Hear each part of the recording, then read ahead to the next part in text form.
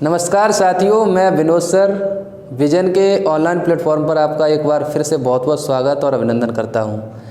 साथियों, आज UP TET का आज रिज़ल्ट भी आया है और मुझे बेहद खुशी है कि हमारे संस्थान से जुड़े हुए तमाम हमारे साथियों ने और हमारे विद्यार्थियों ने, हमारे बच्चों ने बहुत ही अच्छा आज जो रिज़ल्ट दिखाया, इसके लिए मैं सभी को बहुत बहुत शुभकामनाएं देता हूं। और उसी श्रृंखला में आज मैं हिंदी के एक टॉपिक पर आपके बीच आया हुआ हूं और उस पर हम बात भी करेंगे।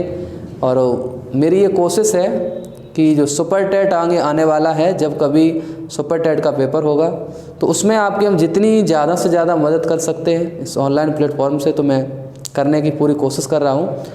और मैं चाहूँगा कि आप अपने जीवन में सुनहरे जो सपने देखें उनको पूरा करें। इसके लिए आपको ज़रूरत है एक नौकरी की, एक शिक्षक बनने की।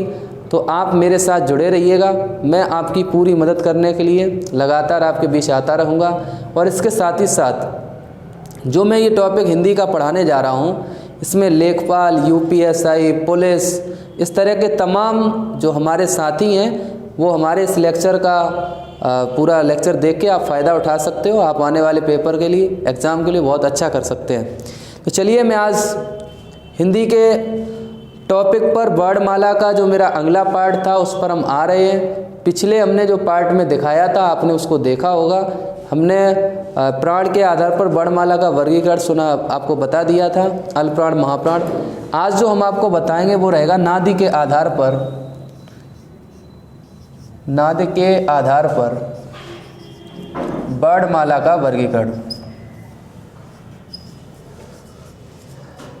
वर्णमाला का वर्गीकरण।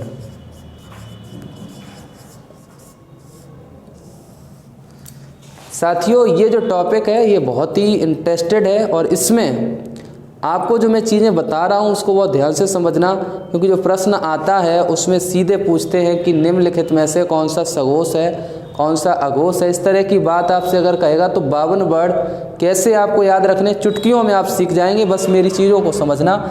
सबसे पहले मैं आपको बता दूं कि नादि जो शब्द है इसका अर्थ क्या होता है। नादि का जो मीन्स लिया जाता है साथियों वो रहता है ध्वनि। नाद का मीन्स रहेगा ध्वनि। अब इसको याद कैसे रखोगे, तो आप, मैं एक शब्द दे रहा हूं जिससे आप याद कर सकते हो। मेघनाथ आपने सुना होगा, मेघनाथ। तो बहुत से लोग इसको मेघनाथ समझते हैं। मैं आपको बता दूं ये मेघनाथ नहीं बल्कि मेघनाद होता है। ये जो नाम है ना, मेघ का मतलब बादल, नादि का अर्थ जो बादलों की तरह गर्जना करे उसी को मेघनाथ। तो मीन्स हमारा समझ में आ ही गया होगा कि नाद का अर्थ ध्वनि है, यानी कि ध्वनि के आधार पर हम वर्णमाला को किस तरह से बांटते हैं। साथियों, जब हमारे वायु के द्वारा हम जब फेफड़ों से वायु को बाहर निकालते हैं, जब वर्ण का हम उच्चारण कर रहे होते हैं, जब कोई ध्वनि हम बाहर लाते हैं, तो हम ये जानते हैं कि उस ध्वनि के बाहर आने में हमारा मुख और साथ ही साथ हमारी नाक भी कभी कभी उस वर्ण को बोलने में मदद करती है। तो मैं आपको बता दूं, नाद के आधार पर जो वर्णमाला का वर्गीकरण किया गया वो किया गया 2 आधार पर, यानी इसके 2 प्रकार मिले, एक तो अघोष और एक सघोष। अघोष ध्वनियाँ और सघोष ध्वनियाँ, 2 प्रकार की ध्वनियाँ आपको देखने को मिलती हैं। अब आपको मैं एक चीज़ और क्लियर कर दूं कि अघोष ध्वनि कहते किसको है बेसिकली, ठीक है। जिस चीज़ की अगर डेफिनेशन अगर आपसे कभी भी पूछ ले तो बहुत अच्छे से आप बता सकते हैं। अघोष वे ध्वनियाँ होती हैं जो केवल मुख से बोली जाती हैं, केवल मुख से। और साथियों याद रखना, केवल मुख से जो चीज़ निकलेगी, जो ध्वनि बोली जाएगी, उसको हम सीधे शब्दों में ध्वनि ही कह सकते हैं। क्या कह सकते हैं? ध्वनि। तो जिसमें केवल ध्वनि निकले वो क्या कहोगे? उनको अघोष कहेंगे।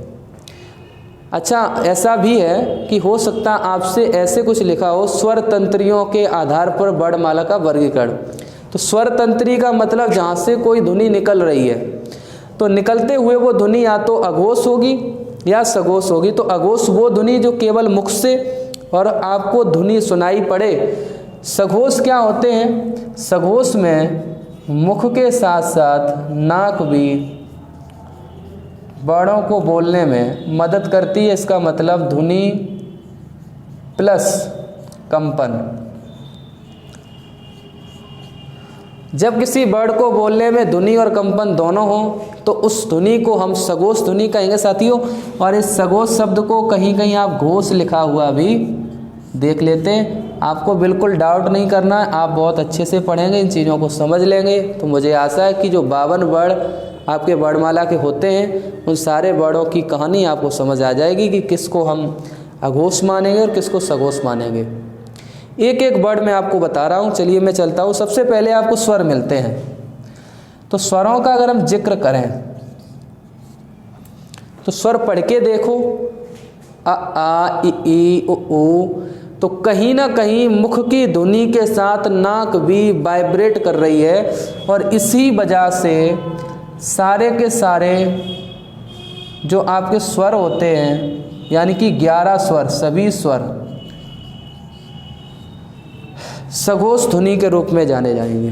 11 के 11 स्वर सघोष ही माने जाते हैं। और आपको मैं फिर से एक बार बता दूं, स्वरों की संख्या किसी भी आधार पर आयोग 11 ही सही करता है। किसी बुक के बारे में अगर कहीं देख भी लेते हो कि और कोई इसकी संख्या है तो वो कहीं ना कहीं आप समझदारी दिखाएं और उसकी संख्या को 11 याद करके रखें। तो ये सभी स्वर किस में रखे जाएंगे?